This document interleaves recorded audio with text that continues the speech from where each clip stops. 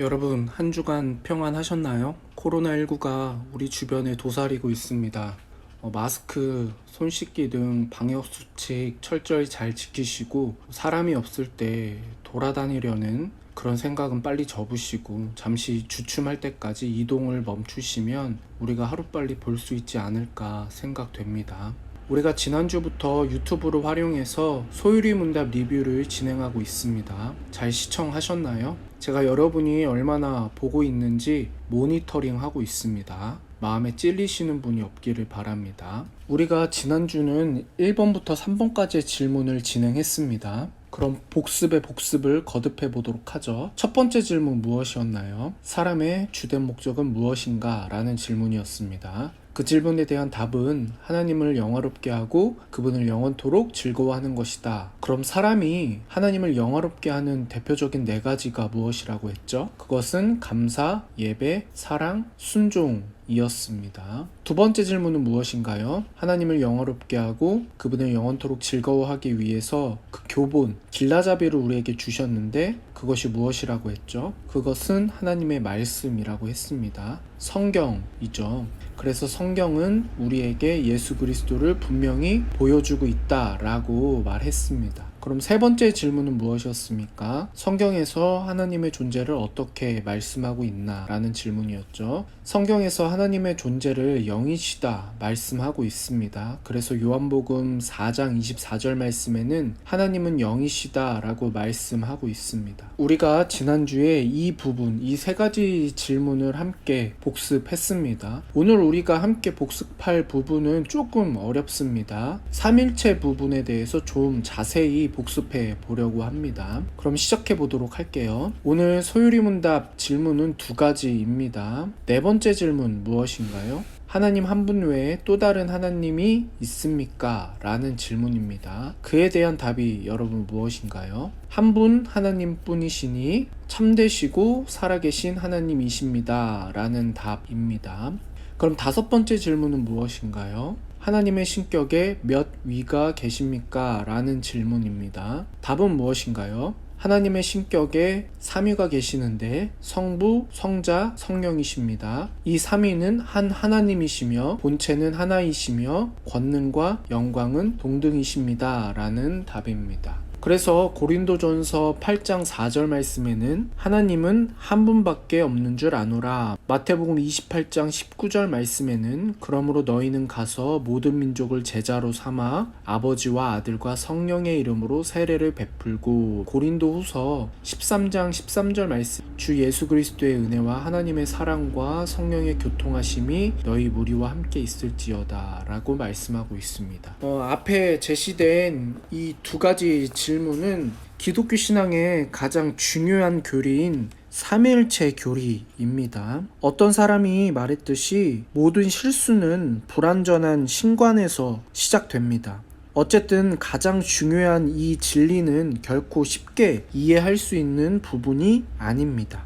삼일체 교리는 다음 3가지로 볼 수 있는데요. 첫 번째는 오직 한 분 하나님만이 계신다라는 것이고, 두 번째는 아버지도 하나님이시고 아들도 하나님이시고 성령도 하나님이시다라는 부분입니다. 그리고 세 번째는 각 위는 각각 구별된다라는 것입니다. 이 교리의 진술에서 모순되는 듯한 2 진리가 조심스럽게 옹호되고 있음을 우리가 볼 수 있습니다. 여기서 2 진리라는 것은 하나님의 단일성과 복수성입니다. 당일성이라는 것은 하나님은 유일하신 분이라는 사실을 표현하는 말이고, 복수성이라는 것은 하나님이신 3위가 계신다는 사실을 표현하는 말입니다. 우리가 지난 시간에도 제가 이야기했지만 이것은 논리에 관한 부분이 아닙니다. 이것은 믿음에 관한 부분입니다. 이 교리를 믿는 유일한 이유는 성경이 다른 교리를 가르치고 있지 않기 때문입니다. 이제 우리에게 믿도록 요구하는 이 교리에 대한 성경의 진리 몇 가지를 우리가 살펴보고자 합니다. 첫 번째, 성경은 참되시고 살아계신 하나님은 한 분뿐이다 라고 이제 분명히 가르치고 있습니다. 열왕기상 8장 60절 말씀에는 여호와께서만 하나님이시고 그 외에는 없도다. 고린도전서 8장 5절과 6절 말씀에는 비록 하늘에나 땅에나 신이라 칭하는 자가 있어 많은 신과 많은 주가 있으나 그러나 우리에게는 한 하나님이 계신다. 또 이사야 44장 6절 말씀에는 나는 처음이요 마지막이라 나 외에 다른 신이 없다 라고 말씀하고 있습니다. 성경에서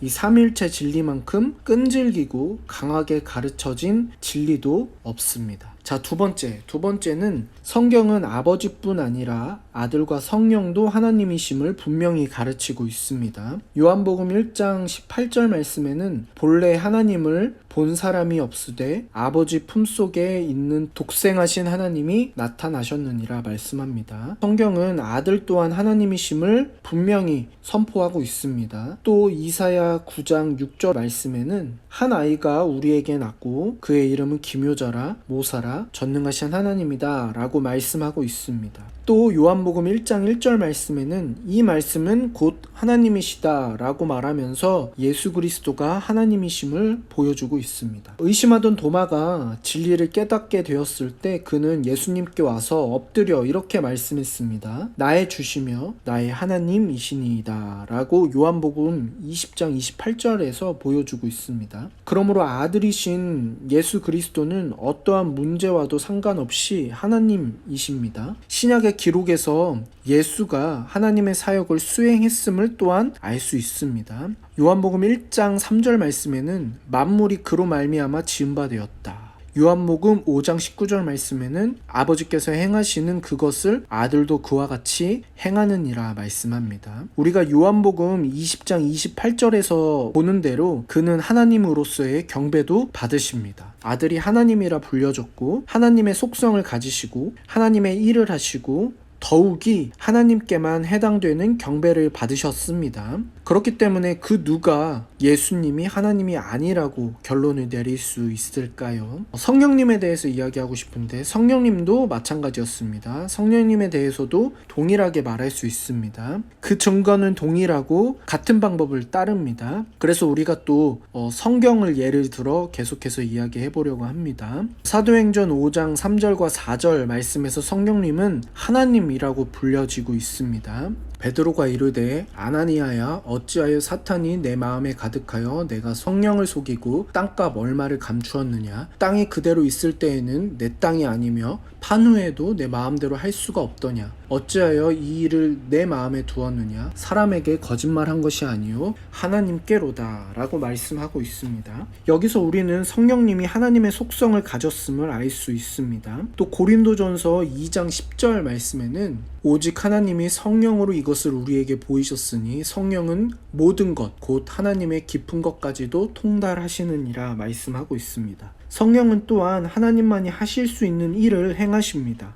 요한복음 6장 63절 말씀인데 살리는 것은 영이시니 라고 말씀하고 있습니다. 또한 성령님은 하나님께만 속한 존경과 경배를 받으십니다. 예수님께서는 마태복음 12장 31절 말씀에 사람의 모든 죄와 회방은 사하심을 얻되 성령을 회방하는 것은 사하심을 얻지 못하겠고 라고 말씀하셨습니다. 성령님은 하나님이라 칭함을 받았고 하나님의 속성을 가지셨고 하나님의 일을 하시고 하나님처럼 예배를 받으셨습니다. 성령님은 하나님이 아니라는 결론을 우리는 결코 내릴 수 없습니다. 성령님도 하나님이십니다. 여러분, 이제 결론입니다. 우리가 오늘 삼위일체에 대한 교리를 배웠습니다. 위에서도 말했지만 이 삼위일체 교리는 논리적으로 충분히 설명하기 어려운 부분이 많이 있습니다. 우리가 왜 논리로 설명되지 않는 부분을 배워야 하나 라는 질문을 던질 수도 있어요. 하지만 성경에서는 삼위일체 하나님 외에 다른 것을 우리에게 가르치고 있지 않습니다. 그렇기 때문에 우리는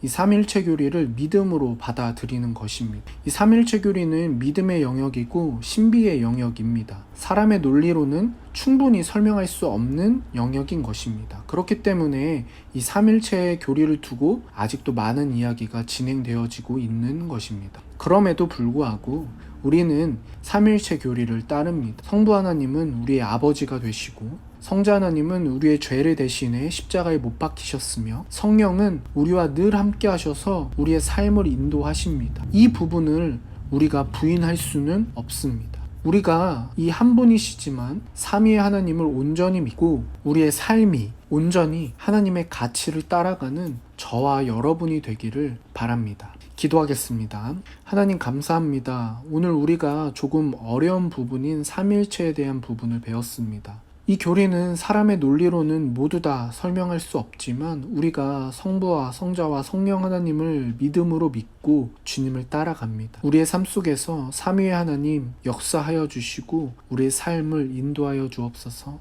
코로나로 많은 어려움이 있습니다. 그 가운데 우리를 지켜주시고 질병으로부터 보호받도록 주님 인도하여 주시옵소서. 예수님의 이름으로 기도합니다. 아멘.